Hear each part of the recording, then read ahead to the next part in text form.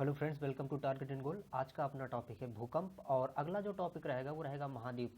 तो भूकंप कैसे आते हैं, क्यों आते हैं, कहाँ कहाँ पर ये भूकंप आए और उसकी जो पूरी संरचना है, भूकंप में उठने वाली कौन कौन सी तरंगें होती हैं, इस सारा जो भी मटेरियल रहता है इससे संबंधित जो भी प्रश्न पूछे गए हैं पुराने एग्जाम्स में और जिनके आगे आने की संभावना है, वो सारे जो भी प्रश्न हैं इस सारे टॉपिक में कवर हो जाएंगी। तो जैसा आप जानते हैं कि हम डिस्कस कर रहे हैं घटना चक्र पॉइंटर वर्ड जियोग्राफी। तो चलिए शुरू करते हैं। पहला अपना टॉपिक भूकंप, और इसके साथ आप इसमें से एडिशनल चीज़ें भी काफ़ी आप जानेंगे। तो देखिए, भूकंप के समय जिन तरंगों का उद्भव होता है वह तरंगे हैं PSL। इसका मतलब ये है कि जब भूकंप आता है तो तीन प्रकार की तरंगे, P मतलब प्राइमरी वेव, S मतलब सेकेंडरी वेव, L मतलब लैंगूटेडिनल वेव्स, यानी कि P जो तरंगे हैं ये सेकेंडरी गौण तरंगे और L तरंगे जिनको धरातलीय तरंगे कहते हैं ये उत्पन्न होती हैं। तो अब थोड़ा सा हम ये जानते हैं कि जो भूकंप है वो क्यों आते हैं।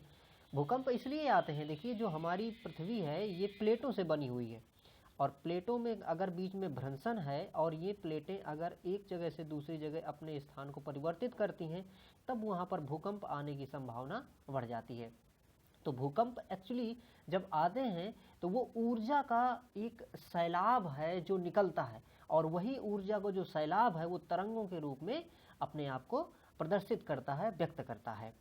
रिंग ऑफ फायर संबंधित है, रिंग ऑफ फायर संबंधित है भूकंप, ज्वालामुखी एवं प्रशांत महासागर से। इसका मतलब ये है कि रिंग ऑफ फायर जो है वो प्रशांत महासागर जो है अपना, उसमें फैली हुई एक पट्टी है और वो पट्टी को रिंग ऑफ फायर, देखिए है ना, फायर आग, तो रिंग ऑफ फायर उसको इसलिए कहा जाता है क्योंकि उसी पट्टी के किनारे या फिर कहें उसी पूरी पट्टी में क्या है कि भूकंप आते हैं, ज्वालामुखी फूटते हैं और ये किस में है, प्रशांत महासागर में है। तो रिंग ऑफ फायर कहाँ पे है, प्रशांत महासागर में। सत्य कथन भूकंप के बारे में इस प्रकार से है कि देखिए, भूकंप की तीव्रता को मर्केली स्केल से मापा जाता है। भूकंप का मैग्नीट्यूड विमुक्त ऊर्जा की माप है। भूकंप के मैग्नीट्यूड भूकंपी तरंगों के आयाम के सीधे मापनों पर आधारित हैं। अब इसमें से देखिए दो तरह के पैमाने आपने सुने होंगे, मर्केली पैमाना हम एक मतलब सुने होंगे, इसके बाद में आप सुने होंगे कि रिक्टर पैमाना। तो रिक्टर पैमाना और मर्केली पैमाने में डिफरेंस क्या है, इसको यहाँ पर हम अच्छे से समझ पाएंगे। तो देखिए, जो मर्केली पैमाना होता है ये तीव्रता बताता है, तीव्रता का मतलब कितना तेजी से कंपन हुआ, ठीक है। लेकिन अगर हम वहीं पर बात करें सिज्मोग्राफ की, या सिज्मो जो अपना वो होता है, तो वो सिज्मोग्राफ जो होता है वो क्या करता है कि तरंगों को मापता है, तो वो तरंगों की तीव्रता को माप कर लेता है, ये सिज्मोग्राफ का काम है। और मर्केली क्या करता है, जैसा हमने देखी कि तीव्रता को बताता है, भूकंप की तीव्रता को बताता है। तो अगर हम ये कहें कि रिक्टर पैमाना क्या करता है, आपने हमेशा सुना होगा कि जो रिक्टर का जैसे कहेंगे कि 5 रिक्टर पैमाने का भूकंप आया, 6 रिक्टर पैमाने का भूकंप आया, तो ये रिक्टर क्या है, एक पैमाना है। और किस चीज़ का पैमाना है, ये मापता है कि कितनी ऊर्जा निर्मुक्त हुई। तो रिक्टर पैमाने का जो पैमाना रखा जाता है वो रखा जाता है 1 से 10 के बीच में, और इसी के बीच में आप हमेशा सुनते होंगे क्या कि जैसे 5 रिएक्टर का आया, 6 रिएक्टर का आया, 7 रिएक्टर का आया, इस तरह से आप इसकी माप सुनते होंगे। अब देखिए यहाँ पर जो ये रिक्टर पैमाना होता है ये लॉग पे काम करता है, ये लॉगरिथम में काम करता है, और इसकी जैसे अभी हमने देखी कि वैल्यू 1 से लेके 10 तक हो सकती है। यहीं पर जब 1 से 2 में अगर हम बदलते हैं, मतलब कि जैसे कहें 1 रिक्टर पैमाना और 1 से जब हम 2 रिक्टर पैमाने पे जाते हैं तो ऊर्जा की मात्रा बदल जाती है और उसकी जो मतलब कि वैल्यू है उसको किस हिसाब से हम बदलें, इसके लिए देखिए क्या होता है कि अगर 1 से 2 में जाते हैं तो आयाम 10 गुना बढ़ जाता है, कितना, 10 गुना आयाम बढ़ जाता है। और अगर 1 से 2 में जाते हैं तो 32 गुना ऊर्जा ज़्यादा बढ़ जाती है। मतलब कि ये कहें कि अगर हम जैसे एक पैमाने पर अगर रिएक्टर पैमाना 1 पर भूकंप आया तो इससे अगर 2 पे आ रहा है तो ऊर्जा का जो मात्रा है वो कितना बढ़ जाएगा, 32 गुना बढ़ जाएगा। इस प्रकार से ये अपना काम करता है। अब देखिए यहाँ पर अगला जो पॉइंट था, तो इस प्रकार से हमने क्या देखा कि मर्केली पैमाना तीव्रता को बताता है, रिक्टर पैमाना जो है वो ऊर्जा को बताता है कि ऊर्जा कितनी निर्मुक्त हुई।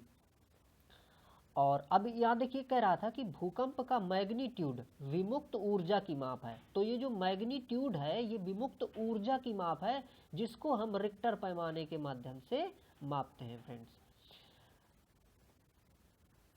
अगला देखते हैं, रिक्टर पैमाने का उपयोग होता है मापने के लिए। तो देखिए जो रिक्टर पैमाना है, अब भूकंप मापने के लिए होता है, तो ऑप्शन में अगर आ जाए भूकंप को मापने के लिए, भूकंप की तीव्रता मापने के लिए, या फिर और भी अगर हम इसको सही कहें तो हम कहेंगे कि भूकंप में निर्मित ऊर्जा को मापने के लिए रिक्टर पैमाना का यूज करते हैं। सिज्मोमीटर मापता है, ये सिज्मोमीटर, ये सिज्मोग्राफ जो होता है ये क्या है, भूकंप मापी यंत्र होता है। तो ये भूकंप को मापता है। और भूकंप की माप में ये क्या करता है कि जो PSL ये जो तरंगे हैं, इन्हीं तरंगों को एक्चुअली वो इंडिकेट करता है, उनको मैप करता है। तो यही है क्या, सिज्मोमीटर। सुनामी, देखिए जो सुनामी है आप जानते हैं कि सुनामी क्या होती है, लहरें होती हैं। सुनामी शब्द जापानी भाषा का शब्द है जिसका मतलब होता है तटीय तरंगे, ठीक है। तो सुनामी का मतलब तटीय तरंगे होती हैं। और सुनामी जब आती हैं तो ये सागर में हुए बहुत बड़े विक्षोभ के कारण या बहुत बड़े धरातल के खिसकाव के कारण किनारे पर बहुत तीव्र तरंगे उत्पन्न हो जाती हैं, जिन्हें हम सुनामी नाम से जानते हैं। जापान का वह शहर जिसने विध्वंसकारी सुनामी एवं नाभिकीय विकिरण का सामना किया वो क्या था, फुकुशिमा। तो देखिए 2011 में जापान में काफ़ी तेज सुनामी आई थी और उससे जो फुकुशिमा शहर था वो तबाह हो गया था। और इसके साथ साथ में वहाँ पर एक नाभिकीय रिएक्टर भी था, तो नाभिकीय रिएक्टर भी डिस्ट्रॉय हो गया था, जिससे बहुत ज़्यादा विकिरण फैल गया था। तो ये एक बहुत बड़ी त्रासदी थी 2011 में, जो कि जापान को झेलनी पड़ी थी। और जापान के फुकुशिमा शहर में ये घटना हुई थी।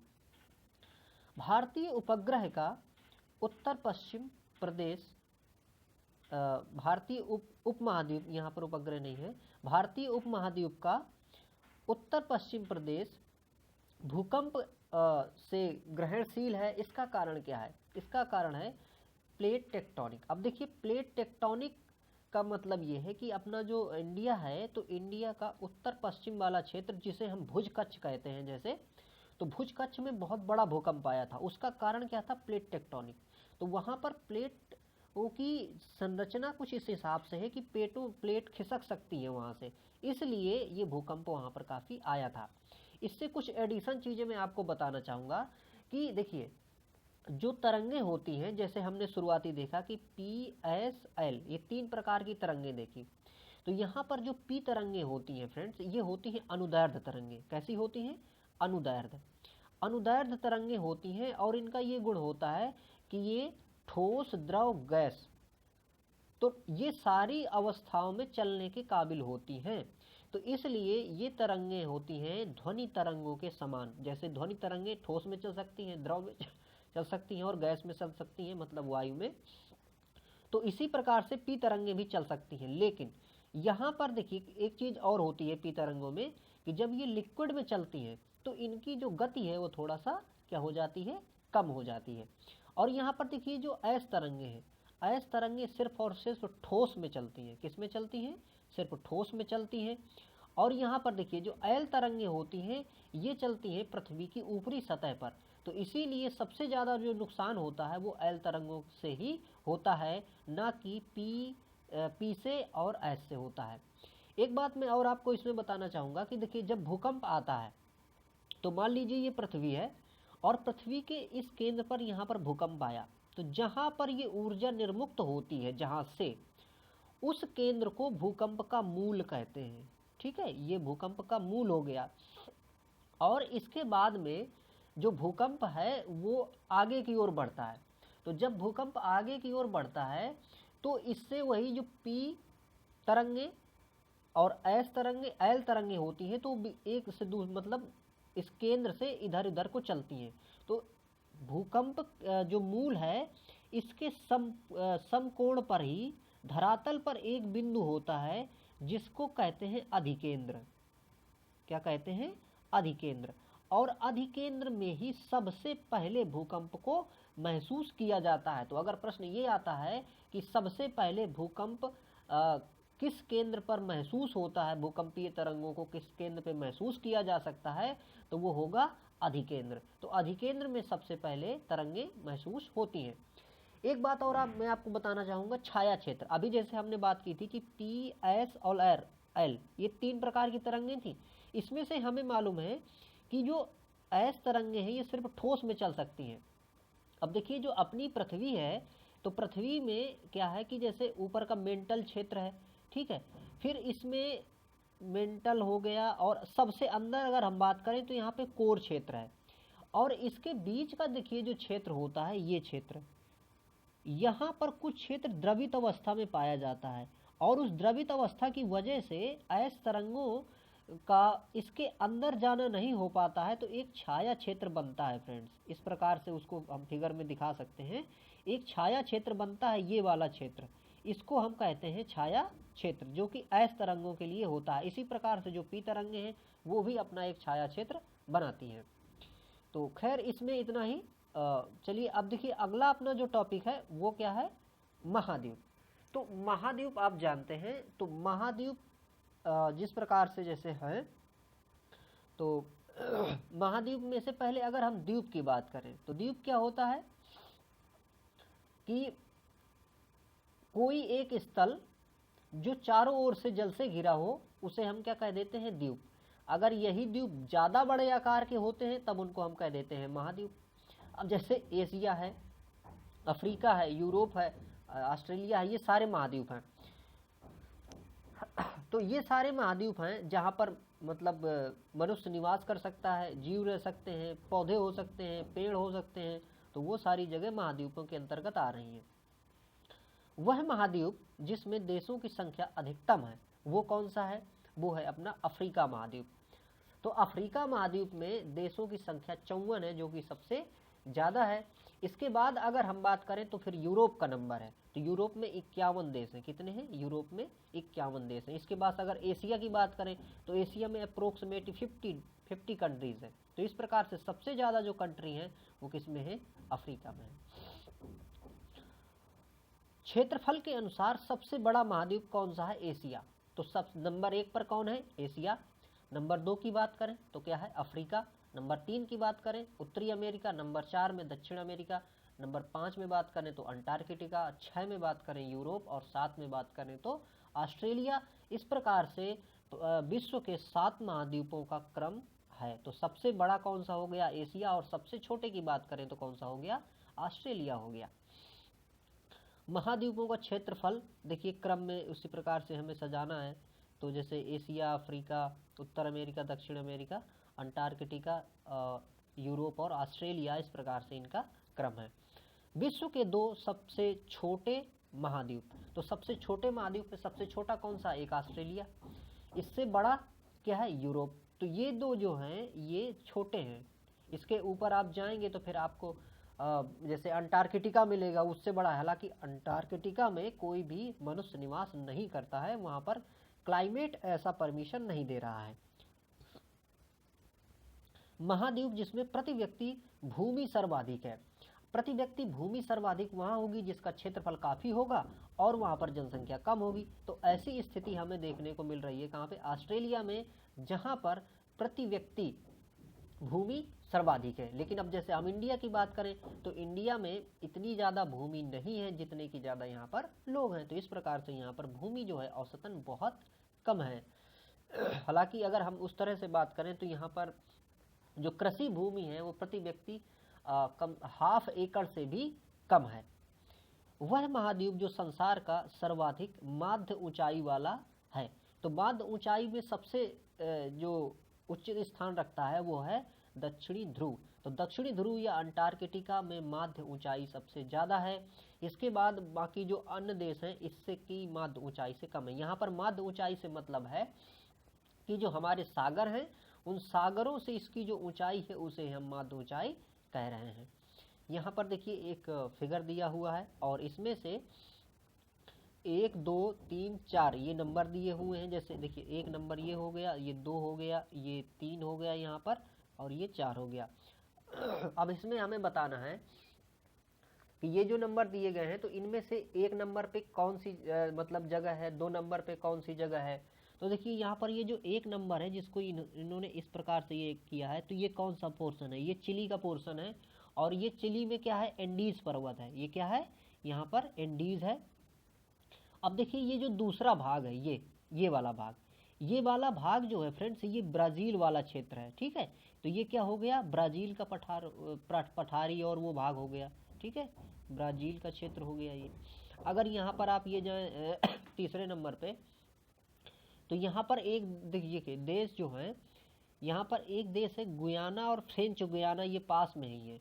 तो इसको कहते हैं गुयाना उच्च भूमि। क्या कहते हैं, गुयाना उच्च भूमि। इसके बाद ये चौथे नंबर का आप अगर यहाँ जाएं, तो ये वाला जो क्षेत्र है देखिए, ये अमेजन नदी वाला क्षेत्र है। कौन सा क्षेत्र है, अमेजन नदी वाला क्षेत्र है। तो इस प्रकार से पहले नंबर पे हमने देखा कि ये जो क्षेत्र है ये वाला, ये दक्षिण अमेरिका का पूरा मैप है फ्रेंड्स, है ना।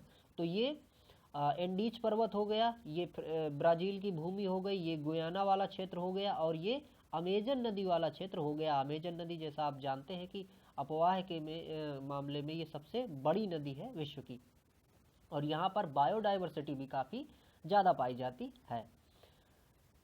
एटलस पर्वत अवस्थित है। एटलस पर्वत कहाँ पे है, ये है उत्तर पश्चिम अफ्रीका में। तो हम अगर अफ्रीका महाद्वीप जो अपना कंट्री है, अफ्रीका महाद्वीप में अगर मैं आपको थोड़ा सा ड्रॉ करके दिखाऊं, मान लीजिए कि ये क्षेत्र इस प्रकार से बनेगा कुछ। ठीक है, इसका एक रा मैप आप देख लीजिए। तो यहाँ पर देखिए ये वाला जो क्षेत्र है फ्रेंड्स, ये वाला क्षेत्र जो है अफ्रीका का, यहाँ पर एक पर्वतमाला पाई जाती है जिसका हम नाम क्या बता रहे हैं, एटलस। क्या बता रहे हैं, एटलस। तो इसमें यही क्षेत्र जो है, जो एटलस का क्षेत्र पाया जाता है। इसके अगर नीचे आप यहाँ आते हैं ये, तो यहाँ पर एक बड़ा सा मरुस्थल क्षेत्र मिलता है जिसको आप जानते हैं सहारा मरुस्थल नाम से। इसके बाद सबसे दक्षिण में यहाँ जाते हैं तो आप पाते हैं कि यहाँ पे दक्षिण अफ्रीका है, और इसी प्रकार से बहुत सारे देशों को आप देखते हैं इधर पे। यहाँ पर अगर यहाँ पर जाएंगे तो आपको एक विक्टोरिया झील मिल जाएगी। तो इस प्रकार से ये जो अफ्रीका है, ये अफ्रीका का ये मैप है, और इसमें से एटलस पर्वत जो पाया जा रहा है इधर पाया जा रहा है, और ये जो क्षेत्र है कहाँ पर है, ये उत्तर पश्चिम का क्षेत्र है। तो इस प्रकार से फ्रेंड्स इस वीडियो में इतना ही। अगले जो अपने टॉपिक रहेंगे उसको हम देखते जाएंगे। तो फ्रेंड्स इस वीडियो में देखिए, या फिर कोई भी वीडियो में आप अपनी प्रतिक्रिया ज़रूर दें। आपको वीडियो कैसे लगा, इसमें अगर हम कुछ सुधार कर सकते हैं तो वो भी आप बताएं। और वीडियो को पूरा आपने देखा, इसके लिए आपका बहुत बहुत धन्यवाद। बने रहिए इस चैनल में। Thank you for watching.